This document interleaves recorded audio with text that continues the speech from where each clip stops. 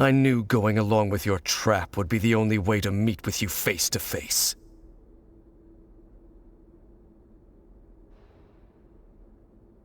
You risked your safety, and that of the Eye. That's quite the gamble, Dainsleif. But I believe that I am the one walking into a trap laid by the Twilight Sword. So you came here all on your own? What about those followers of yours? When the Twilight Sword is prepared for battle, any army I could send would only be marching to their doom. Better that I face you alone. I know you must have a lot to say, but if it's a conversation you want, you'll have to defeat me first.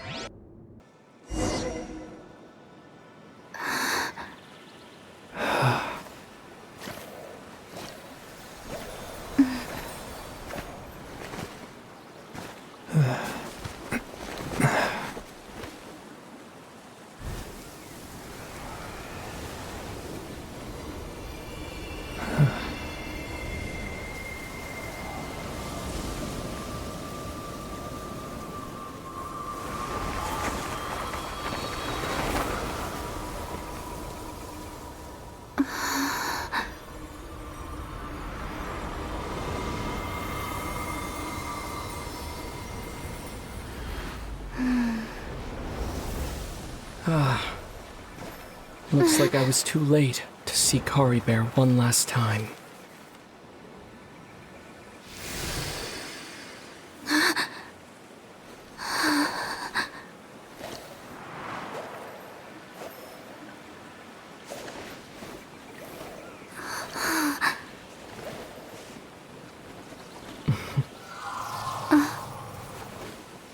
Kari Bear's consciousness is gone, and this space will soon disappear along with it. Neither of us belongs here. That's why we're not tangible. Were that not the case, I'd love to hug you too. Well, how about a conversation?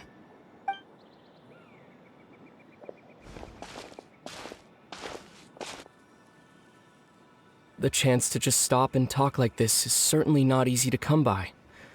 Wouldn't you agree? That battle earlier was tough.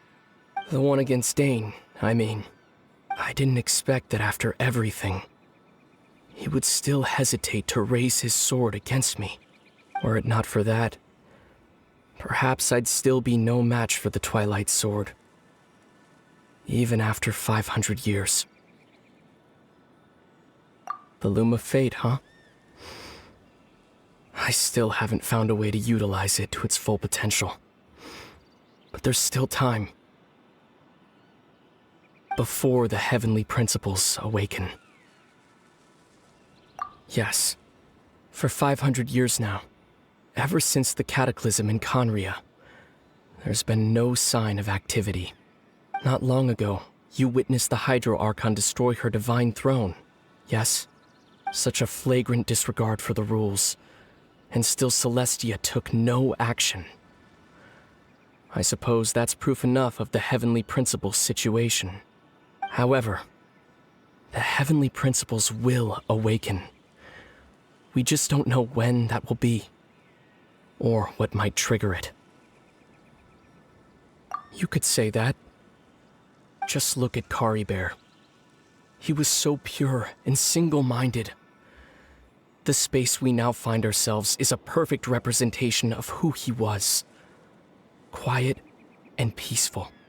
Even as a hilly churl, seeing the terrible sight within the mirror wasn't enough to taint his spirit. He brought comfort to the people of this world, even though he was denied the very right to be a part of it. So ask yourself this. Who was it that deprived him of that right to exist?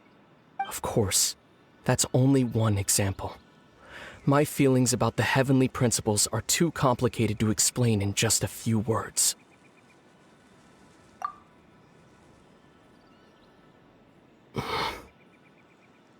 Lumine?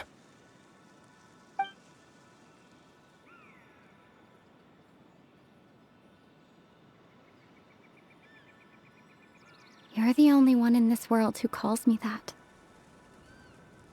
There's so much I wanted to ask you. But for some reason, I'm not interested in asking those questions right now. There's just one thing I have to ask. One thing I could never understand. Why? Why can't we continue our journey together?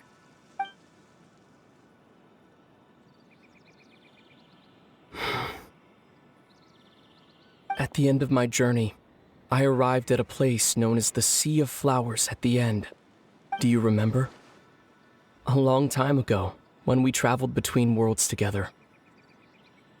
You told me. You wanted to find a place in the universe where that one flower was in full bloom. To have a place like that suddenly appear before me? Well, would you think of that as a coincidence? You mean? I miss you too, Lumine. But as this war continues to rage, and as I continue to seek that final answer, I don't even know how to face myself sometimes. Let alone my own sister. What's going on? This space has lost its tether. I doubt it'll be able to exist much longer. In fact, aside from our ability to physically interact with each other, there's something else you should know about this space. With Kari Bear gone, we won't be able to remember anything that happened here. Everything in this space will be wiped from existence, including all memory of our reunion. You're only telling me this now?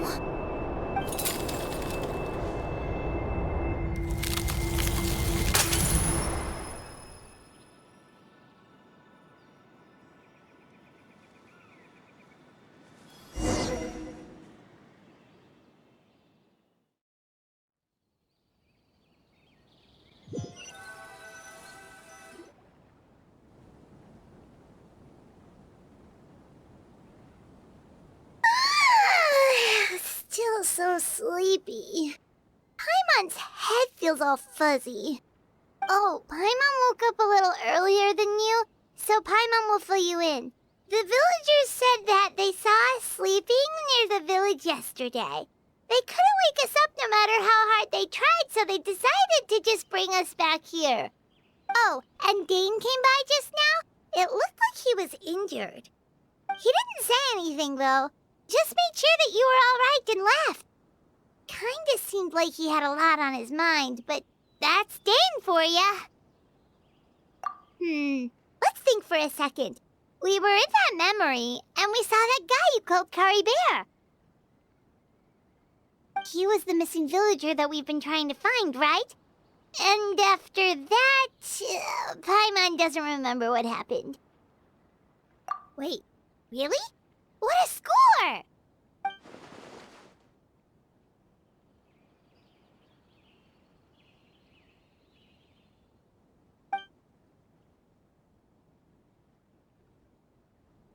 Well, what happened after that?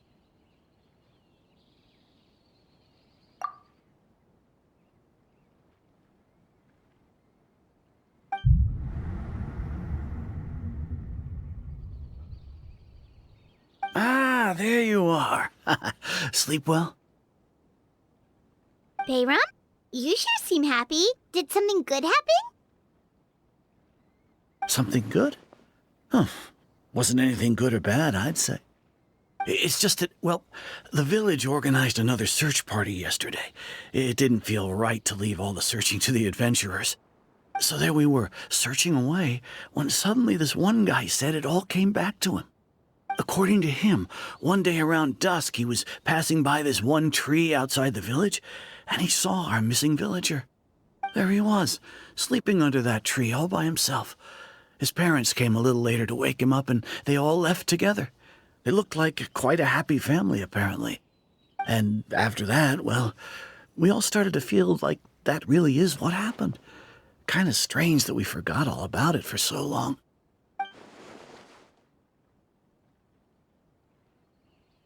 Oh, and we also remembered his name, Curry Bear. Now, that's not a name you hear every day. Would have been helpful if we remembered it sooner. Well, I hope he's happy wherever he is, and we're all relieved now that we know what happened. Seems like everyone thinks Curry Bear left the village. That's probably for the best. At least they have some sort of explanation now. Paimon wonders how Atosa's doing. Maybe we should go check on her. If she hasn't remembered like everyone else, we can tell her what happened.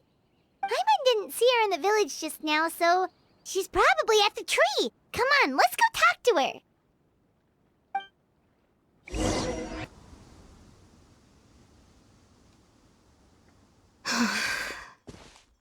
Hey, Atosa, how's it going?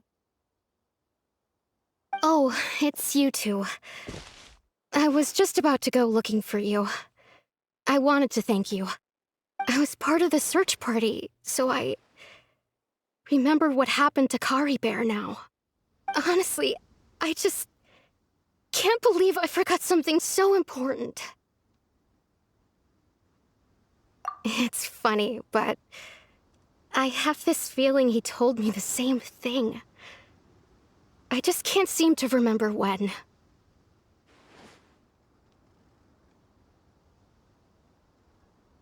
I guess it doesn't really matter anyway. Life is made up of a series of memories. As long as I hold on to our time together, he'll always be a part of my life. I'm just happy I got to meet him. So, who cares what happens in the future, right?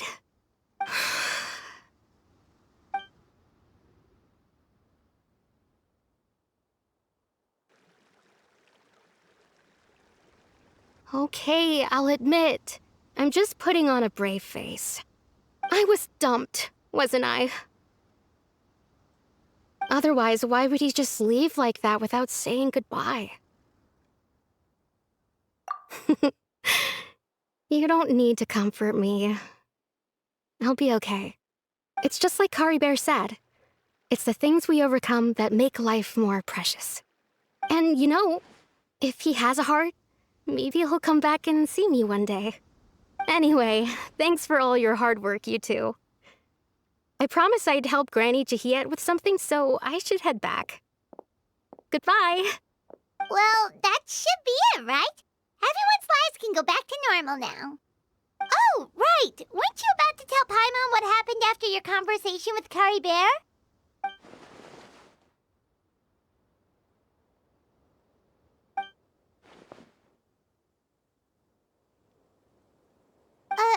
A picture? Where'd that come from? Let Paimon see.